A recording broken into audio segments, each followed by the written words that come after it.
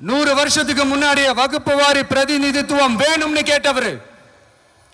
அன்னைக்கும் சரி இன்னைக்கும் சரி ஒரு ஆச்சரியத்தோட பார்க்கக்கூடிய ஒரு மனிதர், நம்மளுடைய கொள்கை தலைவர். அப்ப அண்ணாவும் எம்ஜிஆரும் யாரு? பெரியார் அவர்கள் கிட்ட இருந்து எங்களுக்கு தேவையான கொள்கைகளை எடுத்துக்கிட்டோம்.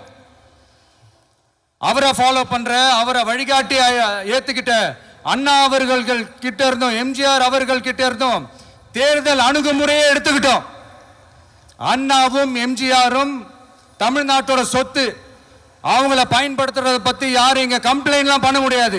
அண்ணா எங்களோடது, எம்ஜிஆர் என்னோடது, எங்களோடது, நீங்களாம் எடுத்துக்க கூடாது அப்படிலாம் யாரும் இங்க அழுதுட்டு இருக்க முடியாது, சொல்லிவிட்டேன். அதனால நாங்க ஒரு வழியில அரசியல் செஞ்சுக்கிட்டு போயிட்டு இருக்கிறோம். உங்களுக்கு தான் டிவிக்கு ஒரு பொருட்டே இல்லைல்ல, அப்புறம் ஏன் கதறீங்க?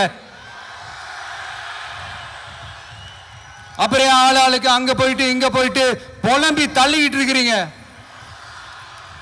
இது எப்படி இருக்கு தெரியுமா? எனக்கு பயம் இல்ல, எனக்கு பயம் இல்ல அப்படின்னு சத்தமா சவுண்ட் விட்டுக்கிட்டே சத்தமா பாட்டு பாடிக்கிட்டு இந்த நடுங்கிக்கிட்டே சின்ன பசங்க நடந்து போவாங்க, அந்த மாதிரி இருக்கு. முதல்ல மண்டையில் இருக்கிற கொண்டைய மறைங்க சார்.